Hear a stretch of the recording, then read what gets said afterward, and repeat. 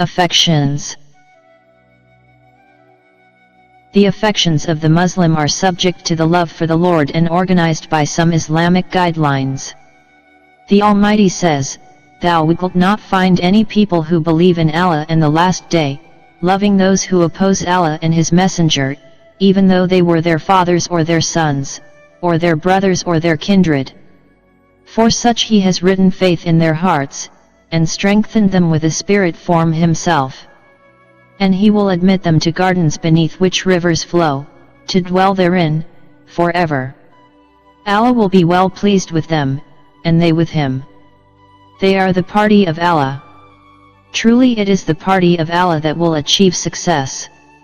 If anyone believes in Allah and His goodness and justice, and in the hereafter, in which all true values will be restored, he will never love evil or wrongdoing or rebellion against Allah, even if these things are found in his nearest kith and kin. Islam considers all of the particles of the universe to be the creatures of one Creator, all of the human beings in any point of the universe and history to be the servants of one God, the children of one pair of parents, and confronted by a common enemy, the devil and his army. Based on the innate sense of truth, justice, love, and beauty, Islam has been trying to establish, cooperating with all of the sane members of mankind, an universal society without any satanic internal and external boundaries. No man, whether brown, black, red, white or yellow, has any superiority over another man because of his color, rank, or riches. Before Allah they are all one, and He gets most honor who is most righteous. Islam disagrees with the limited, closed and classified societies in the form of some dispersed nations and hostile governments. It invites and exhorts the people of the world to become unified again and to constitute an universal family following the truth. The formation of an universal family and the enforcement of the brotherhood is the greatest social ideal of Islam. On it was based the Prophet's sermon at his last pilgrimage, and Islam cannot be completely realized until this ideal is achieved. Islam is the nearest way of conducting the members of the human family to the plain truth and justice and love criteria and to the permanent happiness.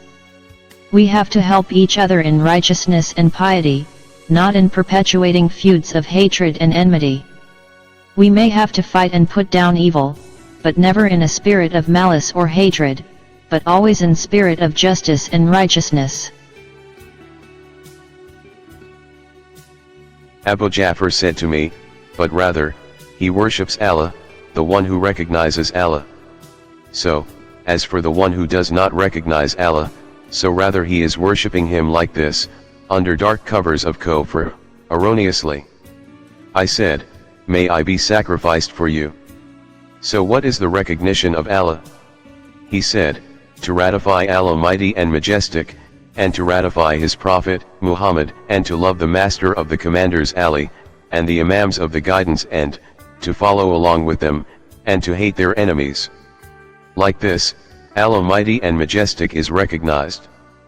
Please pay attention to the statement, to love the Master of the Commanders Ali, and the Imams of the Guidance, and to follow along with them, and to hate their enemies are pillars of worshipping Allah.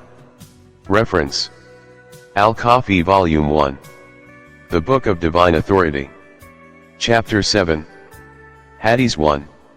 Subject: recognition of the Imam and the referring the matters to him.